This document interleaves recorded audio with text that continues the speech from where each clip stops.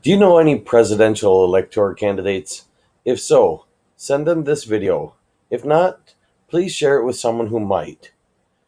Don't wait to see millions of people fighting for your cause. Let millions of people see you fighting for their cause and see if any of them will join you. My experience tells me that some will, and that in time, more will. It might not be enough, but it will be closer to enough than if you had given up over the fact that you didn't think you could do it alone. I know how disappointed you feel because I feel it too. No, actually, Hillary Clinton doesn't have a clue how we feel because we're in the process of being politically raped, and with the help of her stooge, she's the one doing it to us. Hi, I'm one of many people here in the state of California who applied to be a presidential elector for Bernard Sanders to vote for him in the Electoral College. Not all of us who applied actually made it onto the list of 55 because there were simply too many of us for that. But I was one of the lucky ones. For those who don't know how the Electoral College works, your vote for a presidential candidate is not actually counted as a vote for a presidential candidate. Instead, the votes on the standard ballot, on the general election ballot, are counted as votes for a slate of presidential elector candidates here in the United States who, if elected as presidential elector, will then cast the actual votes for president and vice president at a meeting of the Electoral College in their state. I should have clarified this is the United States I'm talking about, since YouTube does reach the rest of the world. And yet, without any of the general population's write in votes for Bernie Sanders having been counted, the oligarchy has already declared a winner. That claimed winner has already given his acceptance speech, and the cheater who helped him get on the ballot and prevented the obvious choice of the people from being on the ballot has the gall to say she knows how we feel. Fat chance.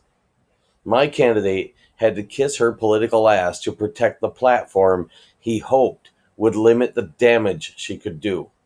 And all for nothing, since that Democratic Party platform won't protect us from a Republican Party president, House, and Senate.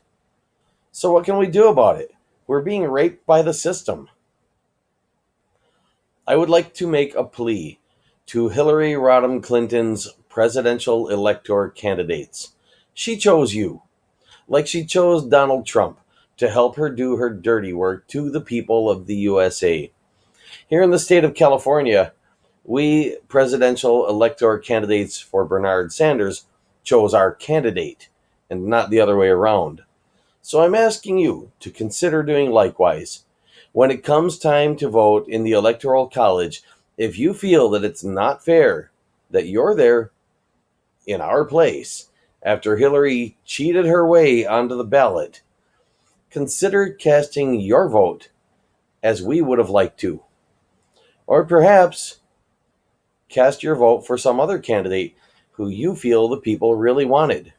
After all, you are there to vote on behalf of the people and not merely to do as you're told. Find a way to contact Trump's electors and let them know what you're doing. Don't ask them to do likewise, but ask them to also consider the will of the silenced and disenfranchised voters. Let them make up their own minds, but encourage them to consider whether they really believe their candidate is the best the USA has to offer, and to vote freely in recognition of the fact that millions of people who would have voted for other candidates gave in and failed to vote after being made to feel that there was no way to stop themselves from being politically violated by the Clinton and Trump team. And yes, make no mistake, they are a team and have been all along. The real question is who they've been playing for. Clearly, it has never been for us. Bernie Sanders is on our team, fighting for the people rather than for the oligarchs and plutocrats who have their money to fight with and use it against us rather than working with us toward a better future. Will humanity even have a future? That may well depend on you. Personally, I think Bernie should get 100% of the electoral votes because he's the only candidate who ever had a chance based on positive support alone, without the need to gain votes through fear or deception. See for yourself. Go to youtube.com/Senator Sanders and click on videos. And then from a drop box on the webpage, select date added oldest to list the oldest videos first. Watch as many as you want and see if you find any reason to believe he's ever failed to work for the best interests of the people of the USA or of humanity in general. He's not perfect, and I do wish he understood the concept of voting directly against the worst candidate when one doesn't know of a good candidate to support, rather than having to choose between failing to vote and voting for a bad candidate as a desperate attempt to prevent the election of a worse one. However, I think with the way this election has gone so far, he might just be hearing from a few people who understand that a vote for the supposed lesser of two evils is still voting for someone bad and not directly against anyone specific, but rather against all of the good candidates who otherwise could have beaten the supposedly worst candidate. For example, all the votes meant to stop Hillary Clinton or Donald Trump from winning, which collectively look like a bunch of votes intended to elect the very candidates they were meant to stop. Bernie's not perfect, but he's a good person. And I've felt for 35 years that if we could get him to run for president, he would be able to do some great things for the USA and for the future of humanity. He has stated that he could not unless he had our support and unless a political revolution were to take place.